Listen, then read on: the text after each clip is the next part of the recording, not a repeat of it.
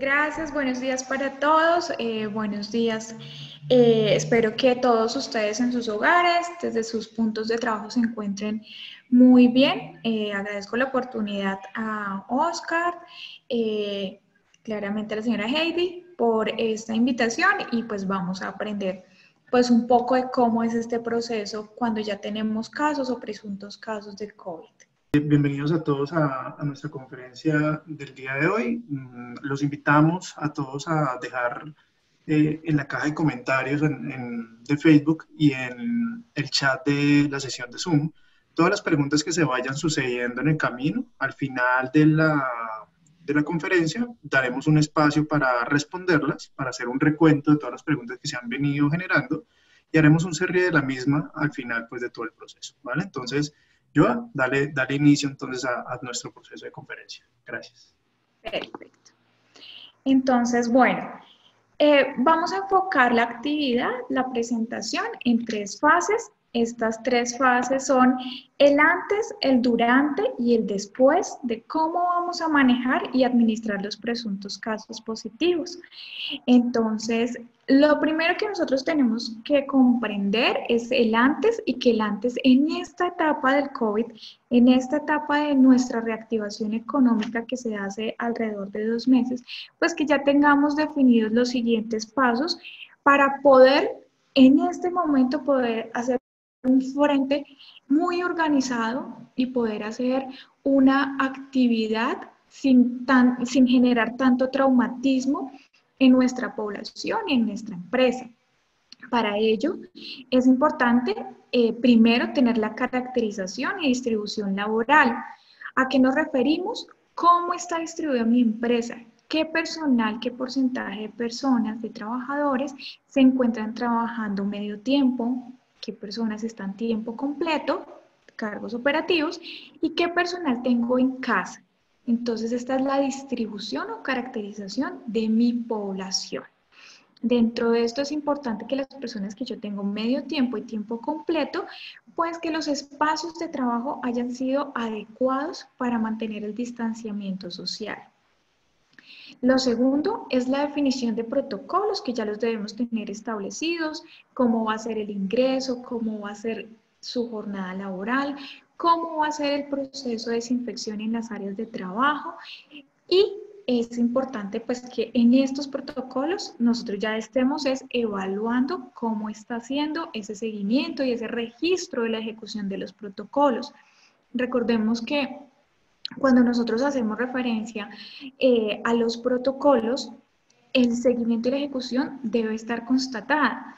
Entonces, las metodologías que utilizamos, si de pronto nos apoyamos en personas, y ya lo vamos a ver más adelante, en responsabilidades de cada uno de los actores, si nosotros asignamos a las personas para que lleven este registro, si tenemos cámaras, si de pronto llegamos y hacemos una validación con las personas que están en casa, si ellos están cumpliendo sus protocolos desde casa. Entonces esto sí es muy importante porque a esta medida, en este nivel, pues ya debemos estar haciendo un seguimiento. El perfil sociodemográfico clave, importantísimo el perfil sociodemográfico de mi población, porque yo debo conocer a qué grupo etario pertenecen estas personas, su edad, sus comorbilidades. Esto hace referencias a aquellas enfermedades que nos han demostrado que tienen un riesgo mayor, como lo es la diabetes, la hipertensión, ya personas que tengan algún tipo de tratamiento en este momento que hace que sus defensas estén más bajas y que pues ante un presunto caso positivo pues se van a ver más afectadas. Estas personas pues tendrán un trato especial, posiblemente 100% en casa, y personas pues ya de la tercera edad que también deben tener un trato especial con actividades en casa o algún tipo de negociación para que estas personas pues se les genere un riesgo mayor en cuanto a traslados y contagio con compañeros. También es importante dentro de este perfil conocer la parte del trabajador y sus familiares de convivencia. Entonces, ¿con qué personas está habitando este trabajador mío, si tiene población también, si vive con su madre, que es una persona de tercera edad, posiblemente hipertensa, y conocer esas características de la población para así también conocer toda la estructura organizacional de mis trabajadores. Importantísimo, reporte diario de condiciones de salud todos los días sin falta. Incluso las personas que están en este momento en casa haciendo teletrabajo tienen que mantener un reporte diario. ¿Cómo está mi condición de salud en casa? Si me estoy tomando la temperatura, enviar el resultado de cuál fue la toma de temperatura diaria. Si estoy reportando algún síntoma, también lo debo informar. Que me esté haciendo, que esté generando todos los protocolos en casa de lavado de manos cada 2 horas inclusive, y si tengo alguna persona en casa con síntomas gripales, inclusive en casa debo mantener el tapabocas. La asignación de responsabilidades y políticas extralaborales es importantísimo que quede documentada esta parte, que yo le digo al trabajador, usted tiene esta responsabilidad, pero también le digo a la persona que me está haciendo todos los protocolos de ingreso, cuáles son sus responsabilidades de tomar adecuadamente la toma de temperatura, de reportar los datos correctamente, sin hendaduras, sin tachones, digamos que reportar si alguna persona no está cumpliendo con los protocolos. Aquí nos podemos apoyar del COPAS, de los trabajadores, incluso hacerlos partícipes de estas responsabilidades. Y políticas extralaborales. ¿Cuáles son las políticas extralaborales que yo puedo asignar al trabajador también? El prohibirles que asistan a reuniones masivas, reuniones familiares también de manera masiva. También lo puedo dejar como una política mía. Establecer comités de emergencia COVID y mecanismos de comunicación. Es decir, ya aquí ya entramos en, si tengo un caso positivo, ¿cómo va a ser ese comité de emergencia? ¿Quiénes lo van a integrar? Si tengo a la persona de seguridad y salud en el trabajo, al gerente general, a la gerente de recursos humanos, ¿quiénes lo van a integrar a este comité? ¿Qué personas van a poder tomar decisiones y cuál va a ser el mecanismo de comunicación? Esto debe quedar muy claro para que en el momento que suceda ya sepamos cómo actuar y no se nos convierta en un voz a voz en el que resulte que no tenemos definidas esta participación y esta toma de decisiones.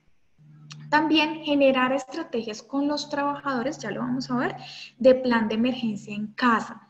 ¿Qué es el plan de emergencia en casa? Como yo estoy haciendo mi protocolo en el trabajo y le estoy diciendo usted ingresa, si usted llega a salir positivo, usted se va a aislar en esta parte, en esta zona, le vamos a tomar la temperatura, vamos a llevar un registro. También invitar al trabajador a que genere sus propias estrategias desde su hogar.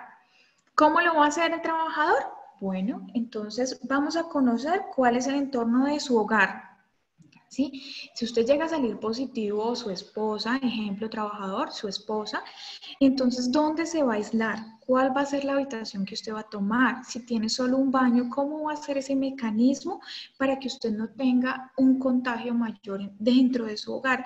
Y esto es importantísimo porque a veces nos dedicamos solamente a la parte laboral, pero pues también la extralaboral cuenta muchísimo en este tema de la propagación.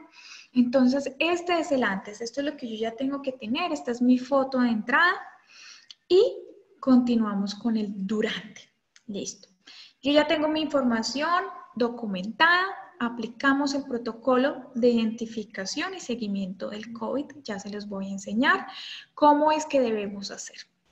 Activamos el comité de emergencias de COVID-19, llamamos señora gerente de recursos humanos, profesional de seguridad y salud en el trabajo, posiblemente pueden requerir también la presencia dentro de este comité de algún apoyo jurídico, entonces ustedes ya lo tienen definido y lo activan.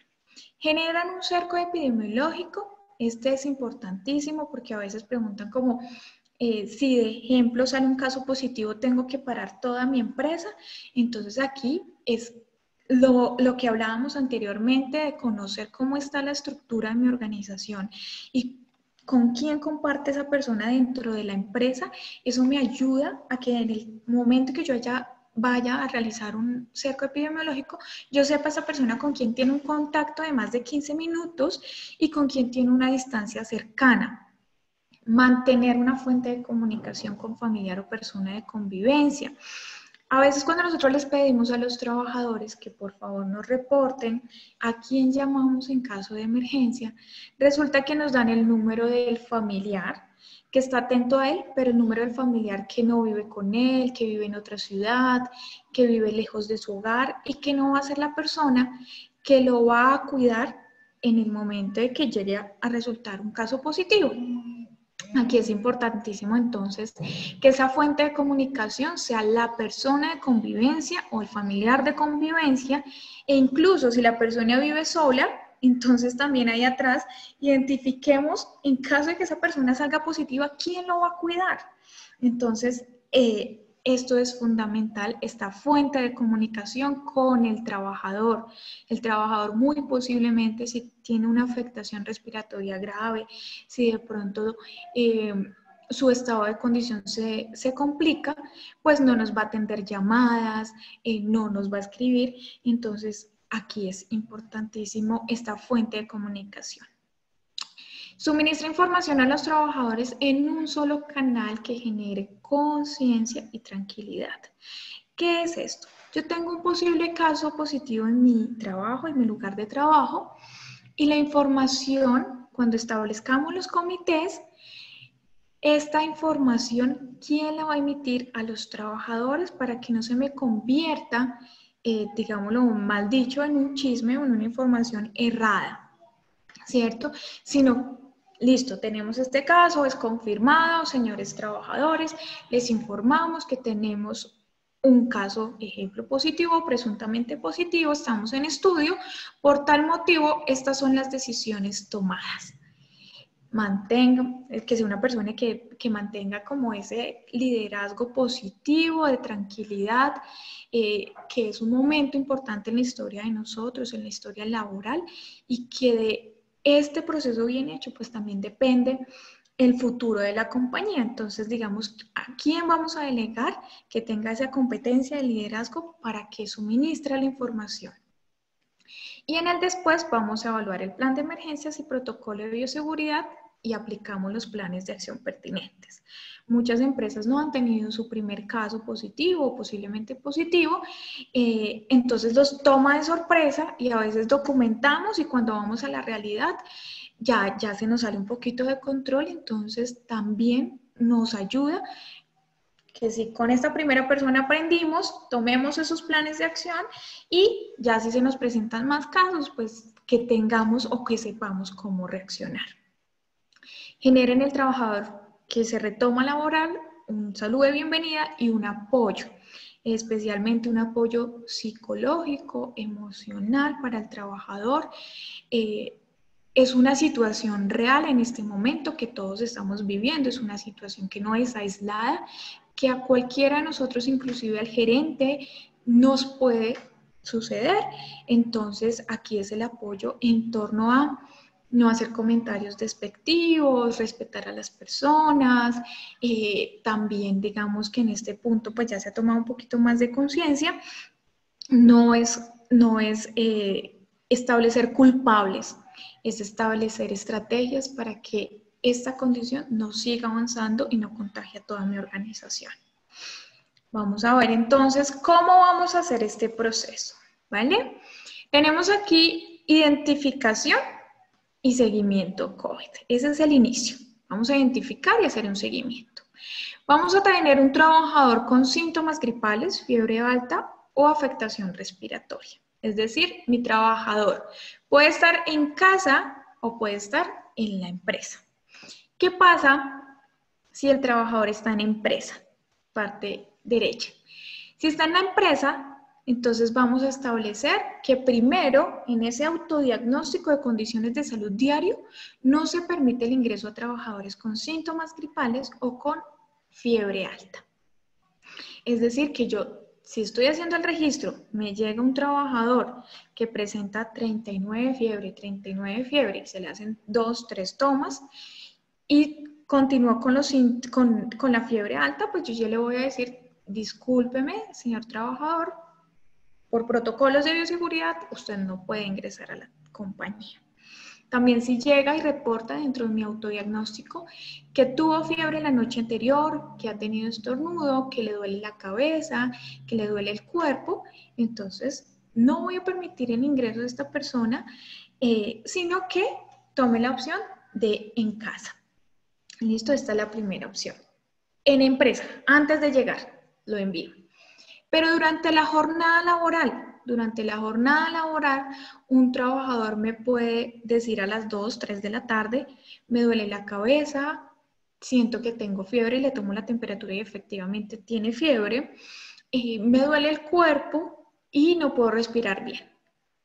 ¿Qué se debió establecer en el protocolo que hablábamos inicialmente? Un aislamiento en lugar definido. ¿A dónde voy a llevar a esta persona? ¿Cuál fue el lugar que se definió para, digamos que, llevarlo allí, tranquilo, le tomamos la temperatura, le hacemos un registro de los datos, desde cuándo tiene estos síntomas, qué considera que pudo haber pasado en el transcurso del día? Y ahí vamos encontrando detalles. A veces los trabajadores no nos dan una información clara y precisa por el temor a no perder su trabajo o a que no se ha descontado sus días que no puede trabajar. Entonces aquí la comunicación y la confianza con la persona que está realizando todo este proceso para que esta información sea clara y transversal desde la gerencia hacia los trabajadores, pero también desde los trabajadores hacia la gerencia. Lo aislamos en este lugar y hacemos un traslado a casa en vehículo seguro. Esto nos lo indica la norma. Si yo tengo un trabajador, yo tengo que trasladarlo en este momento a casa porque a clínica, pues ya si me genera un cuadro que no puede respirar, que le falta el aire, que ya está en unas condiciones, digámoslo así, muy complicadas, pues llamo claramente pues, a emergencias, pero si no, yo debo trasladarlo en casa en vehículo seguro. Este traslado me implica como empresa que yo también realice un proceso de desinfección al vehículo, un protocolo con el conductor y demás, ¿vale? Nos trasladamos entonces, aquí ya se fue para casa y aquí ya también lo devolvimos a casa. En casa, parte izquierda, ¿qué vamos a hacer?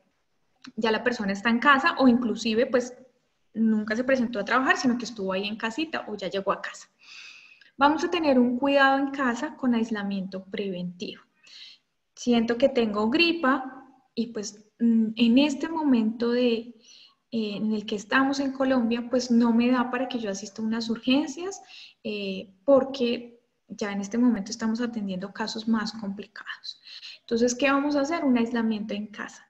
Si la persona continúa con los síntomas, entonces, si continúa con los síntomas, hacemos un reporte a Corona App, que es la aplicación que tanto insiste en promocionar el gobierno nacional, porque ahí nos van a tomar unos datos y esos datos son los que van a ir a hacerle seguimiento.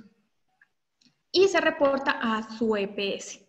Señores EPS, pues por medio de canales virtuales, canales de comunicación que en este momento tienen las empresas, tienen las EPS, discúlpeme, tienen las EPS, pues ya podemos solicitar una cita en línea, pueden atendernos en línea como cita prioritaria y aquí vamos a reportar al médico cuáles son los casos que tenemos. Aquí hay un tema que es importante resaltar y es que muy posiblemente aquí no vamos a tener como empresa un primer ni diagnóstico ni incapacidad, ¿sí? Aquí muy posiblemente lo que va a hacer la EPS es que va a preguntar o a identificar si es un sospechoso caso COVID-19. Dentro de las preguntas que se le hace al trabajador es si tiene afectaciones respiratorias, si tiene fiebre continua, si ha tenido un contacto con persona positiva o en espera de resultado positivo de COVID y que tenga una afectación muy complicada, un cuadro gripal ya con afectación respiratoria muy complicada. Si es así el caso, le toman la muestra, pero si no, lo envían a un aislamiento preventivo de 14 días. Generalmente las EPS lo están haciendo, algunas EPS lo están reconociendo como incapacidad, mientras que otras EPS no lo están reconociendo como incapacidad, sino como recomendación. ¿Qué implica eso? Que pues yo no le voy a poder hacer el recobro a una EPS si yo no tengo una incapacidad, sino es una recomendación. Entonces ahí es una toma de decisiones internas con este comité, cómo vamos a manejar estos casos de aislamiento preventivo en cuanto a pues las prestaciones económicas. Recordemos que todo lo que se ha pactado con el trabajador, una licencia, unas vacaciones, tiene que ser pactado con el trabajador. Unas empresas están tomando unas buenas iniciativas, que es, los enviamos a aislamiento preventivo, no les hacemos descuentos ni licencias, y posteriormente un compromiso para retomar el tiempo, para, digámoslo así, reponer ese tiempo que estuvo en aislamiento. Aquí sí ya es una decisión de cada organización que podemos sentarnos y tomar en conjunto con este comité que hablábamos anteriormente. Se toma la muestra, entonces la muestra me puede decir si es positivo. Si no es positivo, perfecto, me lo dejan en este aislamiento, la persona continúa en este aislamiento. El resultado de la prueba dura alrededor de 4 días, entonces pues esta persona ya va a estar en aislamiento preventivo, entonces pues debemos esperar es el diagnóstico final, si es positivo o si es negativo. Si sí es positivo, ¿qué hacemos? Aislamiento ya obligatorio.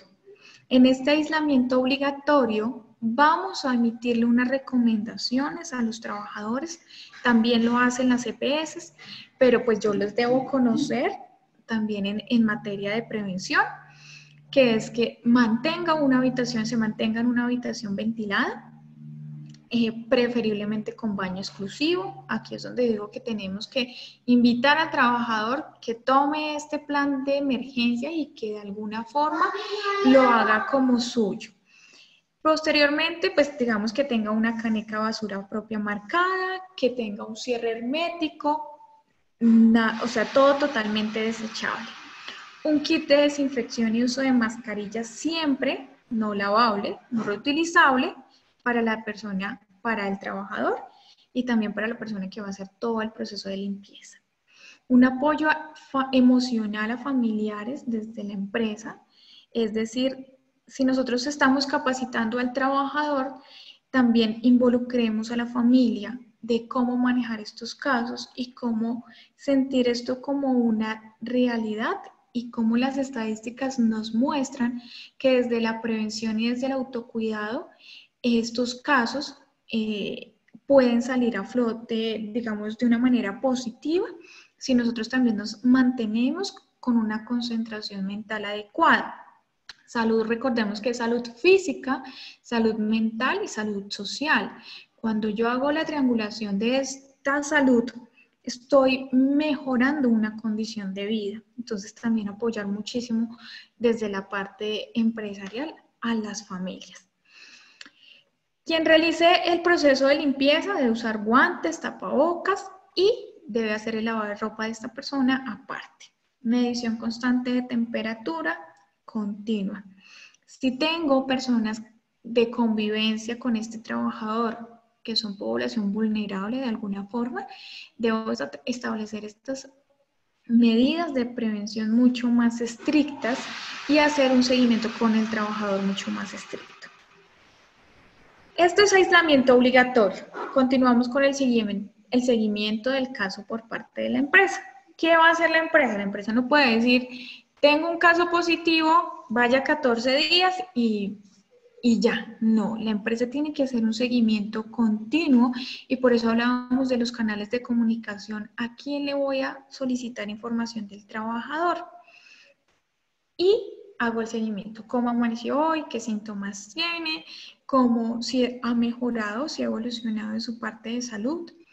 Si es asintomático, de pronto si ha sentido alguna otra manifestación diferente a las que generalmente se mencionan, sino si ha tenido de pronto algún, no sé, náuseas o problemas, digamos, de gastrointestinales, y esto también nos ayuda a nosotros, pues, para incluir información. Aumentan las medidas de prevención. Si antes teníamos unas medidas de prevención con un seguimiento y con un control, ya teniendo un caso positivo, esto me convierte o esto me genera que las medidas de prevención se aumenten muchísimo más al interior de la organización. Entonces, vamos a informar por medio de un solo canal a los trabajadores, lo que les comentaba anteriormente. Vamos a notificar las nuevas medidas. Es decir, ¿qué ha decidido la empresa que va a realizar para aumentar y proteger mucho más a los trabajadores? Mantener una comunicación asertiva y abierta, y posiblemente, esto es opcional, la empresa puede decir, vamos a tomar pruebas rápidas o pruebas confirmatorias, aunque es un poco más costoso, pero pues pueden llegar a determinarlo dentro de este aumento de medidas. Las personas que tuvieron algún tipo de contacto, si les podemos hacer algún tipo de pruebas rápidas o confirmatorias, pues para descartar y tener más, aquí abajito ya les voy a enseñar, más confirmado el cerco epidemiológico. Se hace la indagación de procedencia del caso, es decir, yo establezco una comunicación con el trabajador donde hago una serie de preguntas en las cuales ha tenido contacto con una persona extralaboralmente o intralaboralmente, y esta persona pues debe ser muy abierta a decir la verdad, porque aquí lo que estamos identificando es un posible contagio masivo. Este es en el caso de que sea una persona, pero si vamos nosotros más allá, ¿y qué tal que yo no tenga solo un caso en la empresa, sino tenga alrededor de 10 casos, 20 casos, pues ya se me va a salir de control? Entonces aquí debe ser 100% la comunicación asertiva. ¿Es de posiblemente laboral? ¿Qué es lo que pasa? En este momento, aunque esto lleva una investigación y demás, las ARLs han decidido, por orden de la presidencia, que los de primera línea, ¿quién es el personal de primera línea? Enfermeros, médicos, personal de servicios generales y de seguridad de los hospitales, de las clínicas, son primera línea. Es posible que estas personas ya tengan, pues por su condición de trabajo, pues tengan un riesgo mayor, y esas personas sí. Pero posiblemente sea laboral, porque tengo algún tipo de contacto, si yo despacho, digamos que algún tipo de insumo para estas clínicas, o si yo realizo alguna actividad, ejemplo, con gobierno nacional y demás, con secretarías de salud y demás, pues posiblemente mi caso o el caso de la persona positiva sea de origen laboral. ¿Qué se hace? Se hace una investigación de accidente laboral. Es decir, yo ya indagué y la persona no tuvo contacto con nadie, no vive solo, no ha asistido a reuniones ni nada, y de pronto esta persona asegura que fue en un tema laboral. Hacemos la investigación con todos los registros, con todos los soportes que tengamos, con todos, anexamos claramente las evidencias que tenemos y hacemos un reporte ante la ARL. Esta, a su vez, ya va a determinar el origen dentro de una investigación interna. Se reporta a Secretaría de Salud local. Es importante que si yo ya tengo un caso positivo, yo realice un reporte a Secretaría de Salud local. ¿Qué es Secretaría de Salud local? Si yo vivo en el municipio, ejemplo, de Facatativá o de Chía, ¿sí? Ciudades que son grandes y que tienen su propia secretaría, es ahí a quien le debo reportar para que estas secretarías sean las que realicen el proceso de investigación. Listo. Se determina el pago de prestaciones económicas por parte de quien lo vaya a autorizar. Si es EPS, si el ARL ya dijo no, no es caso laboral, o si es EPS, ¿hasta dónde vas? Aquí hay un tema y es que posiblemente va a pasar a un caso jurídico porque muchas EPS sí están emitiendo la incapacidad, otras no la están emitiendo. Entonces aquí ya tenemos que hacer una toma de decisiones para el pago de estas prestaciones económicas y también de cara con el trabajador cuando ya es un caso confirmado. Entonces aquí sí es importantísimo que ya un caso confirmado ya tenemos que prestar toda la asistencia al trabajador, económica y emocional. Si no es un posible caso laboral, entonces si no es sí, efectivamente, mi esposa tuvo un caso, mi esposa posiblemente fue contagiada en su empresa y ella llegó a la casa y pues convivimos juntos, entonces esta persona pues ya podemos determinar de alguna forma que fue un tipo de contagio de origen común. Se hace un cerco epidemiológico independientemente de los dos casos, si es laboral o si es EPS. Y aquí, ¿qué determinamos? Contacto mayor a 15 minutos. ¿Con qué personas de mi empresa tuve un contacto mayor a 15 minutos? ¿Con qué personas tengo un contacto frecuente o con una distancia muy cercana? Si de pronto llegué y abracé de la emoción porque estaba cumpliendo años mi compañera de trabajo, tengo que ser también muy consciente de eso.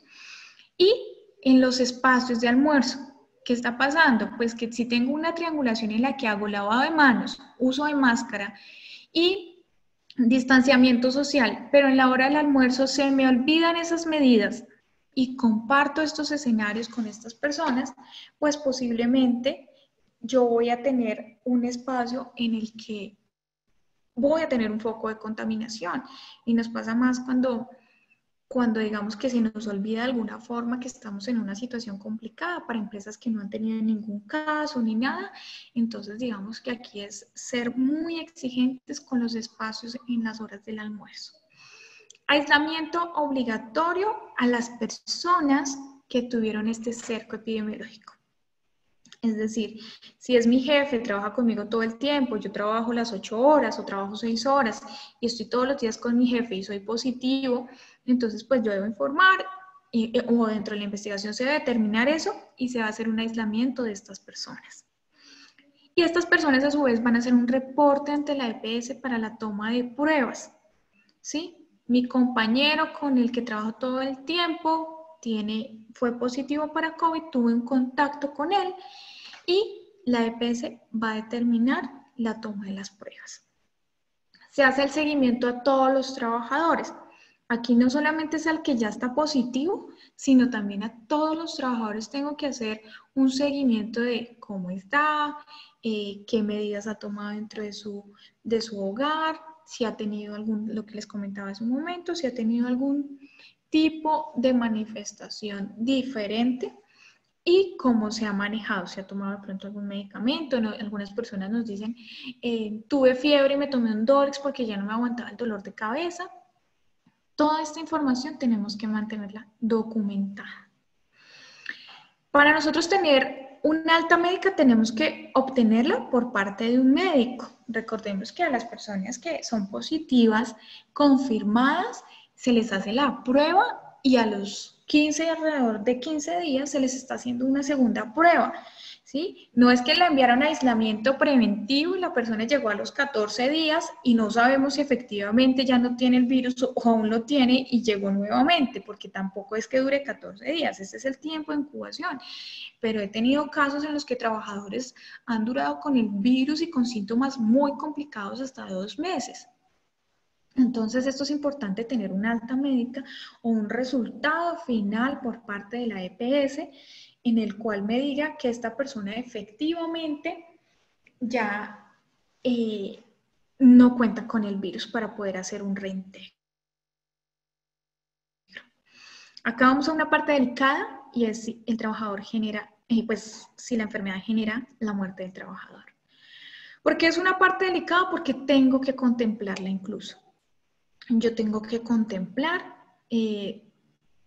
han salido personas que esta enfermedad, como sabemos, hay mucha desinformación o demasiada información que no sabemos cuál es la información real, pero los estudios también nos muestran que personas sanas han contraído el COVID y pues lamentablemente en condiciones sanas han perdido la vida. Entonces, también lo debo contemplar. ¿Generó la muerte del trabajador? Si no la generó, un acompañamiento al reintegro laboral, ya con la obtención del alta médica o de que ya no tiene el virus.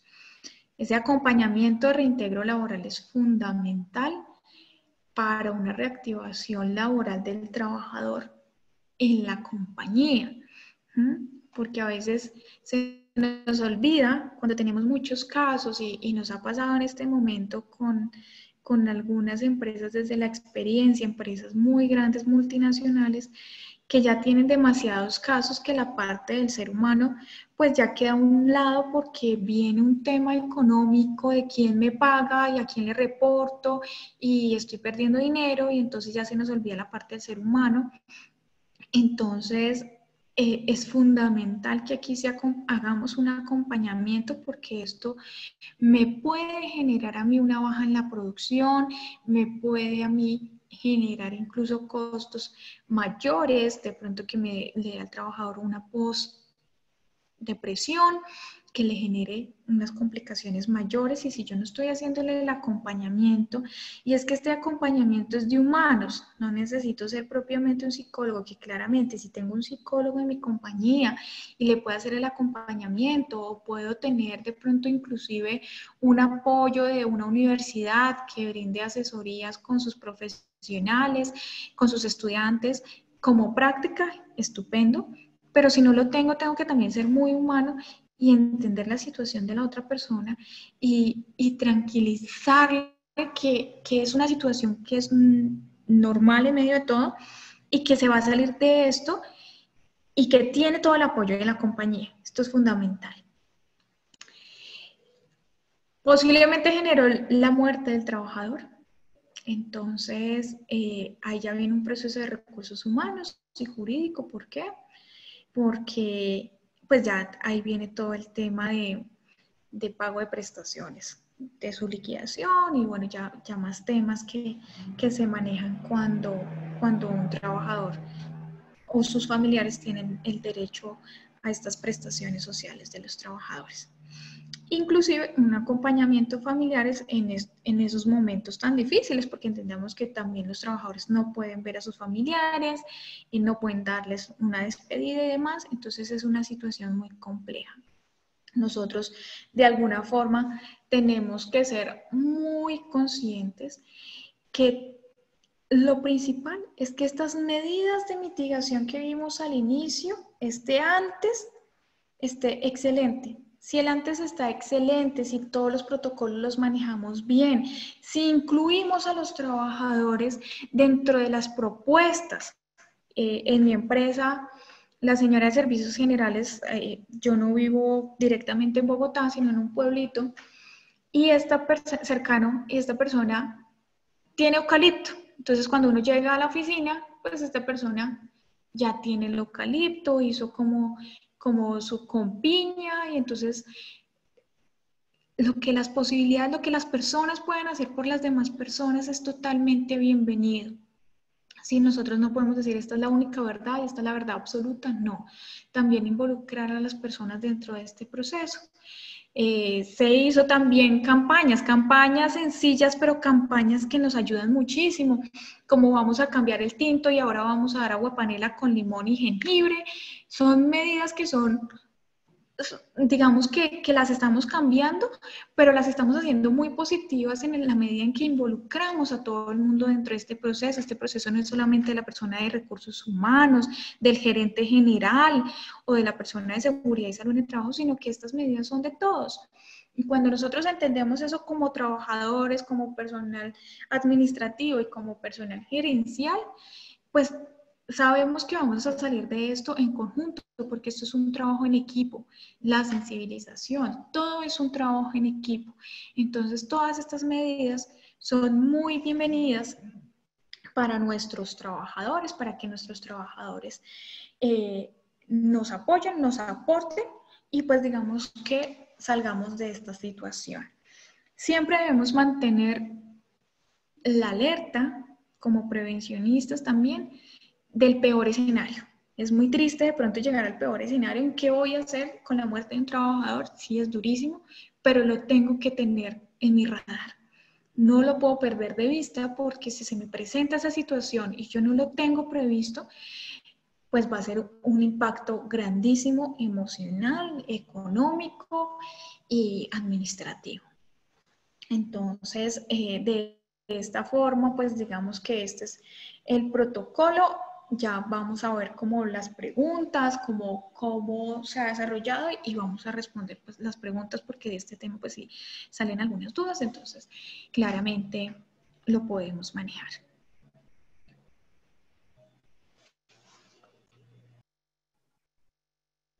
Bueno, Joa, gracias por tu intervención. Hay algunas, bueno, hay varios comentarios en nuestro chat.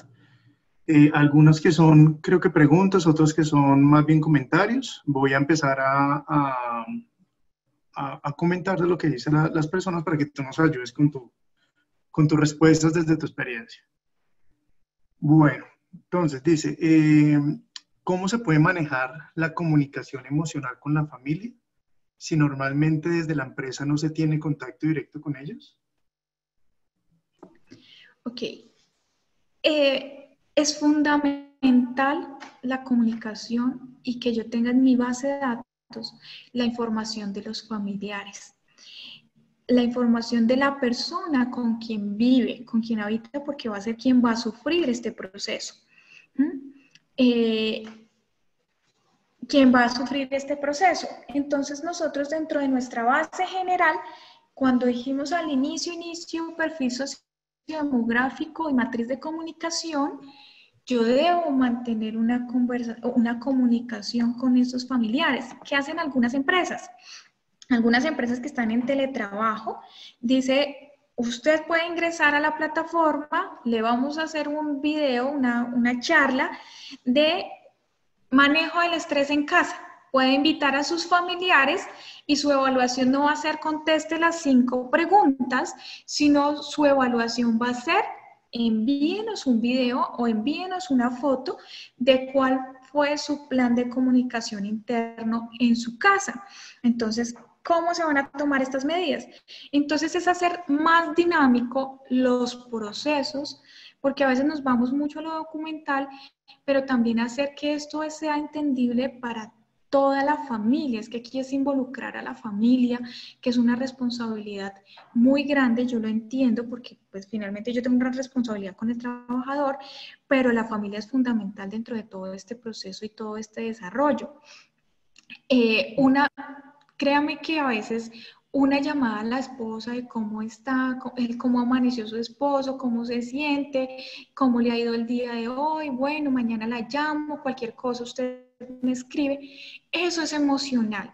Ese es el primer auxilio emocional que yo debo manejar, porque las personas, somos personas y estamos en una situación crítica y nosotros desconocemos la situación de la familia, desconocemos si un trabajador que gana el salario mínimo, que en este momento tiene muchas deudas y su familia, y sale positivo, pues una causa más, y su familia no tiene cómo aislarlo, su familia no tiene cómo comprar tapabocas y guantes y generar toda esta campaña que nosotros decimos que debe ser así. También entender las circunstancias de las personas y generar también alternativas de solución. La familia es fundamental dentro de todo este proceso de casos positivos. Y posterior a ello, pues el trabajador va a sentir que desde su enfermedad se hizo un acompañamiento de la empresa y el sentido de pertenencia aumenta.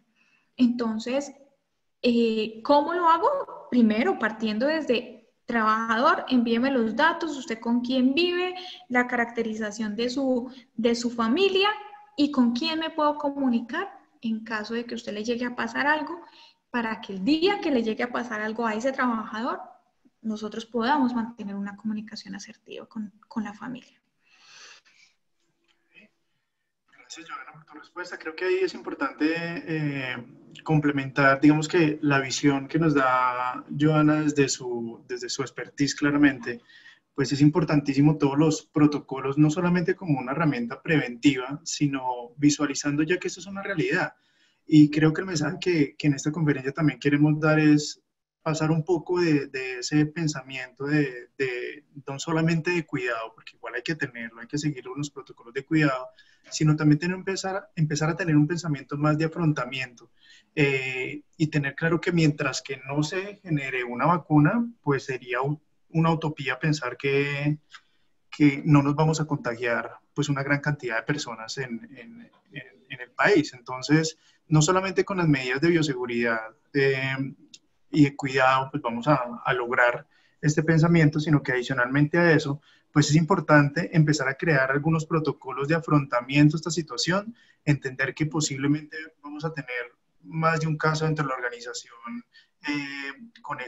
con un caso positivo, por lo cual empezar hoy a ser proactivos en el manejo de estos casos positivos, creo que es algo que debemos hacer.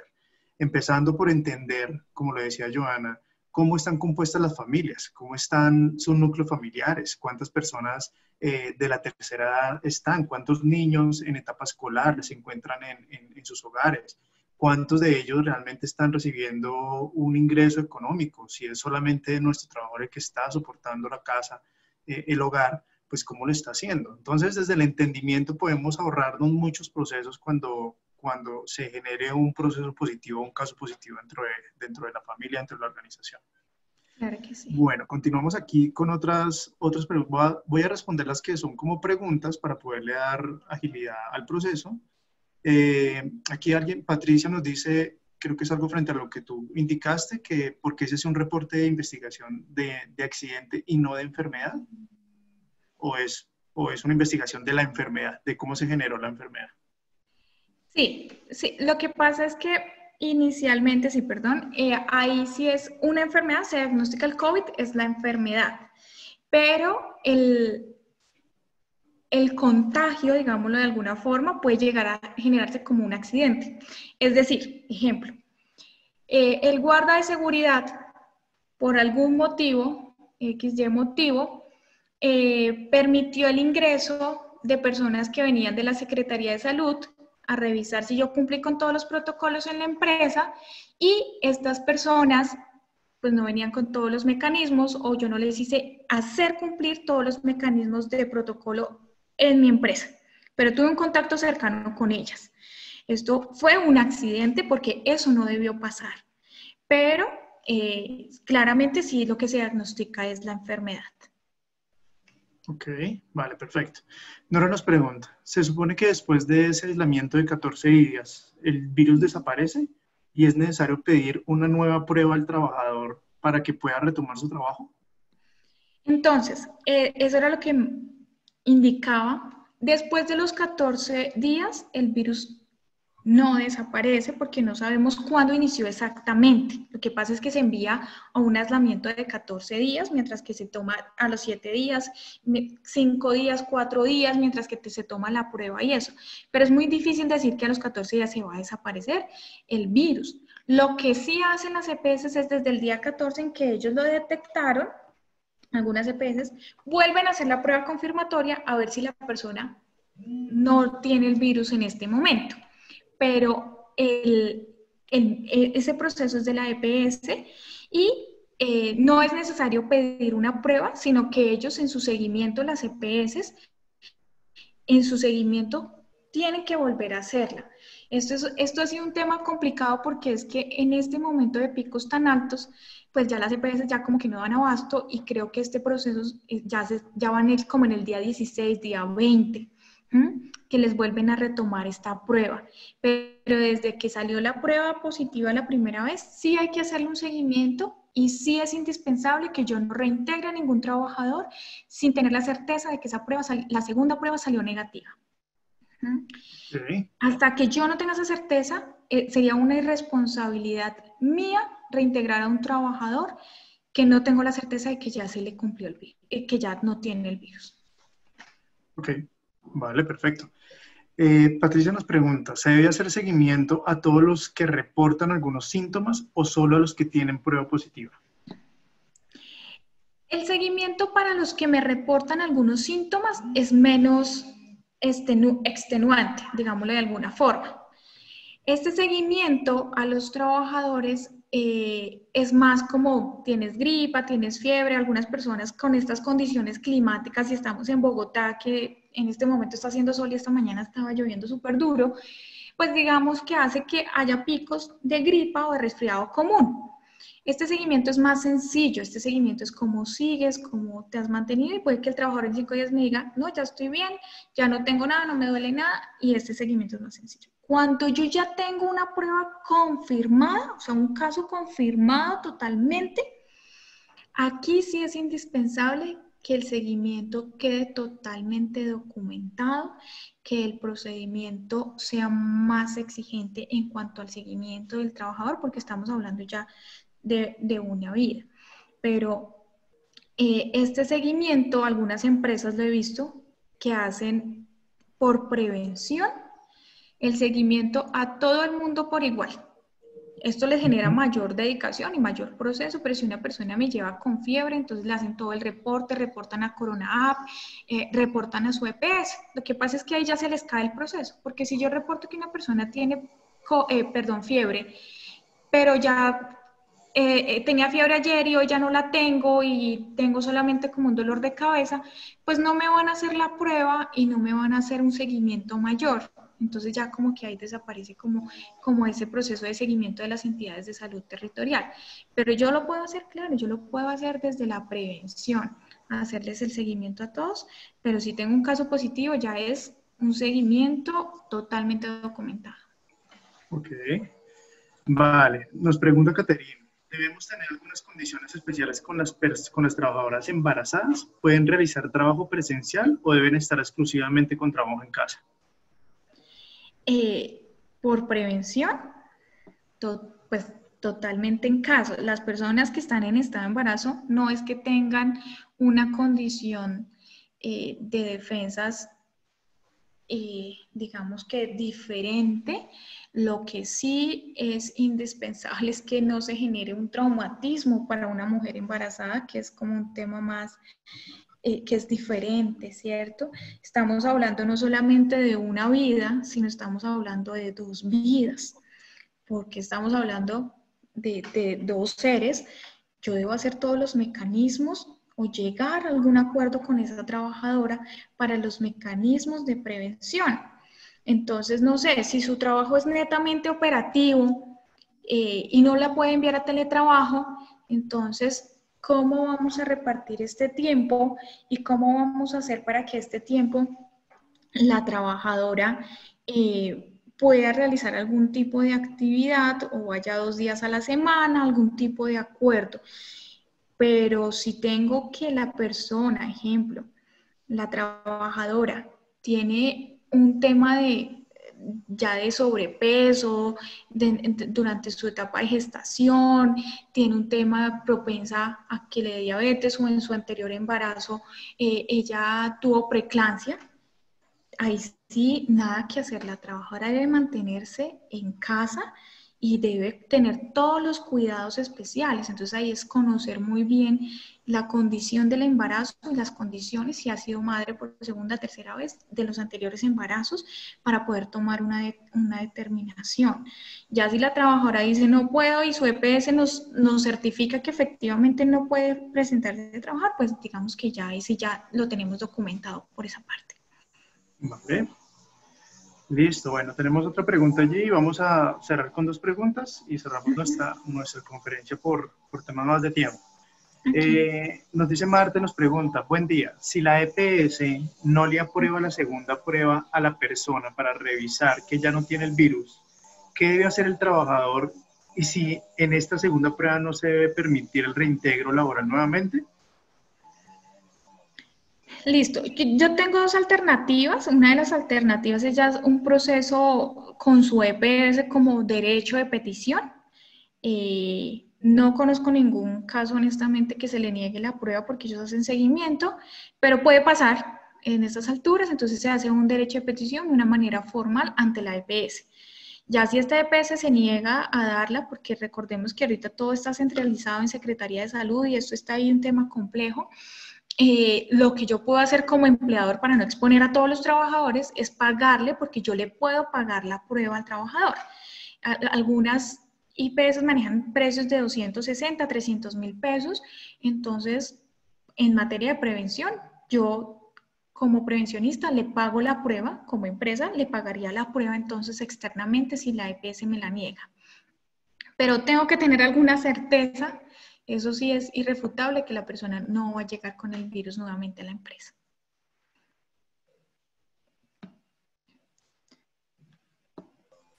Perfecto. Bueno, y la última pregunta la tenemos desde Facebook y nos pregunta Fernanda, ¿qué pasa cuando tenemos un trabajador que sale negativo constantemente, pero su esposa que vive con él sigue saliendo positiva?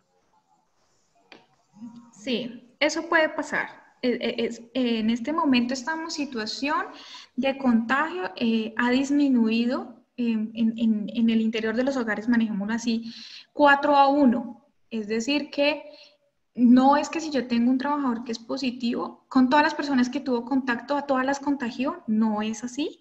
Entonces, es una enfermedad pues, que le estamos aprendiendo de ella en este momento, pero sí hay casos, efectivamente, en los que el trabajador tiene el virus durante 2 meses, 3 meses, y sus familiares, incluso su esposa con quien duerme, no desarrolla, tiene la inmunidad o desarrolla la enfermedad y la superó sin ningún problema. Es un tema ya inmune de defensas del organismo, más no es un tema que sea 100% seguro que si yo vivo con mi esposo y ya le dio, a mí me puede dar. Digamos que las estadísticas no están de esta forma. Hay una pregunta, Oscar, discúlpame, que yo sé que es muy Vale. importante, y la pregunta de la señora Marta Díaz, con referente al tema económico: ¿cómo se paga Okay. al empleado la incapacidad si la EPS en primera instancia la genera por 2 días, le realizan la prueba, sale positivo, y cómo se debe transcribir esta incapacidad los 14 días? ¿Y quién la paga? Si la empresa, ¿quién le paga la incapacidad a la empresa? Entonces aquí hay un tema que recordemos que si es de origen laboral, quien va a asumir esto va a ser la ARL. Entonces yo le hago el recobro a la ARL, pero hasta que yo tenga un dictamen de que fue de origen laboral. Si es ya enfermedad, o sea, que ya es COVID, no es aislamiento preventivo, sino ya es COVID, la paga la EPS. Y aquí era cuando yo les decía aquí por aquí abajito que tenemos que seguir un proceso que es jurídico. Y ya viene entonces un tema ya de recobro de la incapacidad por medio ya de un proceso más jurídico a las empresas. Pero cuando ya es enfermedad COVID, eso sí lo debe pagar la EPS. Cuando es aislamiento y la prueba sale negativa, ahí sí ya como empresa me toca tomar decisiones.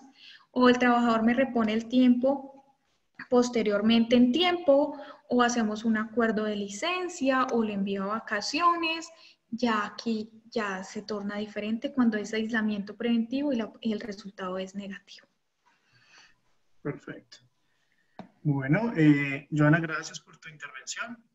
Gracias por enseñarnos y darnos una luz en este manejo. Creo que muchas de las compañías que hoy no han presentado un caso positivo dentro de sus organizaciones, creo que a veces es increíble imaginar todo lo que se viene después de que tenemos el primer caso positivo, lo que sucede a nivel de organización, lo que sucede a nivel de las familias, de los trabajadores, lo que sucede a nivel de entes de control y cómo entramos en el radar de los entes de control frente a los casos positivos. Aquí la invitación de nuevo, como lo venimos hablando con Joana en el transcurso de la conferencia, es empezar a generar procesos preventivos y de simulacro frente a esta situación, porque es una realidad que, como les decía, mientras que no haya una vacuna la cual nos pueda volver, pues digamos, de alguna manera inmunes frente a este virus, pues lo que sí tenemos que hacer es entender que posiblemente hay una gran probabilidad de que nos contagiemos y que en esa medida en que ese riesgo exista y siga latente, pues tenemos que mirar cómo hacia adelante manejamos estos casos. Y no solamente frente al tema del protocolo, que claramente es lo que nos va a ayudar a manejar la situación desde la situación puntual, desde el protocolo puntual, desde la enfermedad particularmente y desde los colaboradores y desde lo administrativo.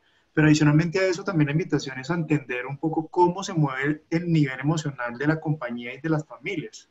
Entender que detrás de cada uno de ellos hay todo un núcleo familiar que está afectado por esa situación del momento que va a pasar la persona que se contagia con todo el aislamiento, con todo el tema de su alimentación, qué pasa cuando tenemos un colaborador que vive solo, sin familia en la ciudad puntualmente.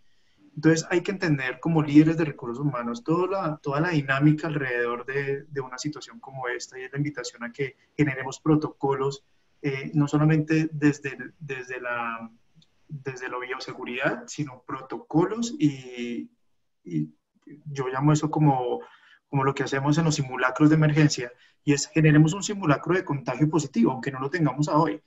¿Cómo se va a manejar ese protocolo? ¿Cómo se va a manejar ese simulacro si se llega a presentar? ¿Cómo vamos a liderar y cómo vamos a entrenar a nuestros líderes para que tengan una comunicación asertiva frente a esta situación?